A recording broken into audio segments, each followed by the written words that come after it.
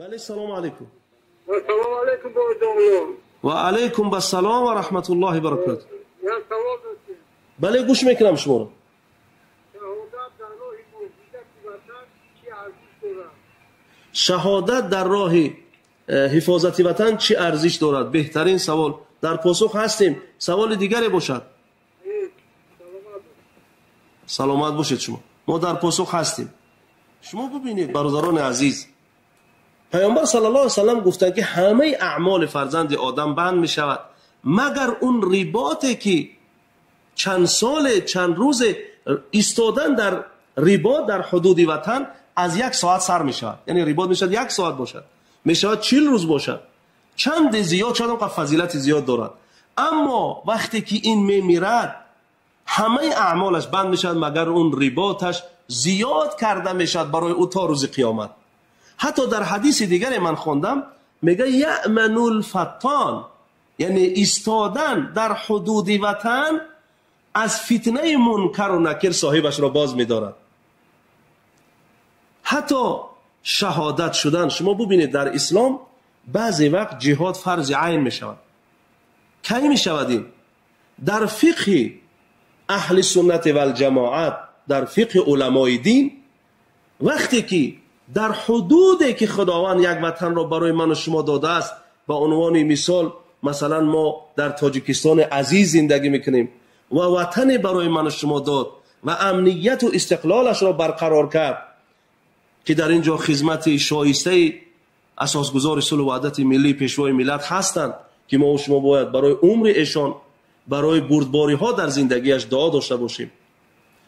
و این را که برای ما داد، این هم فرض هم واجب به هر یک فرد قشر جامعه است.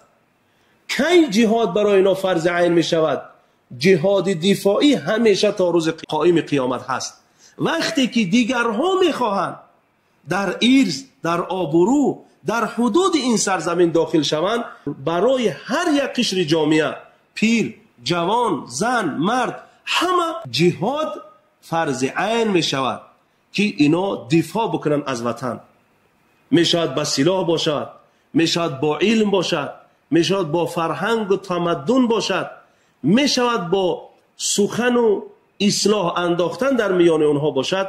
باید همه اینها در جهاد باشند و در اون زمان جهاد فرض عین هست. انامین همون جهادی است که میتواند زن به اجازت شوهرش در اون مرز برسد برای حمایت وطن. بنابراین بسا شهادت مقام بلند دارد. پیامبر صلی الله علیه و سلم در یک اثر خواندم که عبدالله ابن عمر که از جوانان صحابه بودند، اون رو میگوید که پیامبر صلی الله علیه و سلم که ای عبدالله، 1 ساعتی تو در رباط گذرانیدن خیر لک ان تعبد الله عند حجر الاسود. ای عبدالله، 1 ساعت برای حمایت وطن ایستادن تو، این بهتر است برای تو ای عبدالله که خداوند را در کعبه در نزد حجر الاسود عبادت کنی.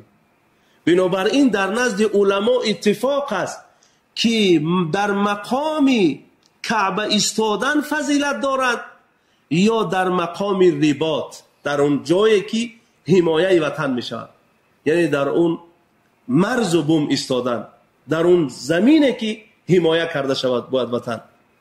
علما میگه اون فضیلت دارد چون که منفیت اون عام است و منفیت این که تو عبادت میکنی خدا را، این خاص بر خودت هست، برای نفس خودت.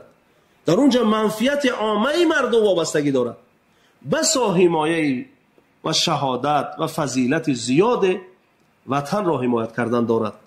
خوش به حال اون جوانانی که در این هستند. حتی در حدیث دیگر در یادم میآید که خوانده بودم که عینان تحرسان، 2 چشم در آتش جهنم نمیسوزند. چشمی که بکد من خشیت الله، چشمی که از ترس خدا آبش میریزد، گریه میکند از ترس خدا، از ایستادن در پیش خدا، از حساب و کتاب و میزان صراط روز قیامت. و دومین اون 2 چشمی که در اون رباط می ایستد، حمایت وطن میکند. این 2 چشم حرام است که در جهنم بسوزد. بنابراین بسا فضیلت دارد شهادت در این راه که سوال دومی ما همین بود. بسا مقام دارد برای جوانان. بنابراین چه در قرآن، چه از دیدگاه سنت، چه از ادبیات ها و تاریخ گذشتگان من و شما، همگی ما میدانیم که مادر این گنجینه، این گوهر، این فخر من و شما، این عزت داشتن که در یک وطن ما می رویم، پاسپورت خود را در آنجا میگذاریم، نوشته شدگی است که این شهروند جمهوری تاجیکستان است. این را باید مثل گوهرک چشم نگاه کرد و از ایمانداری من و شما است.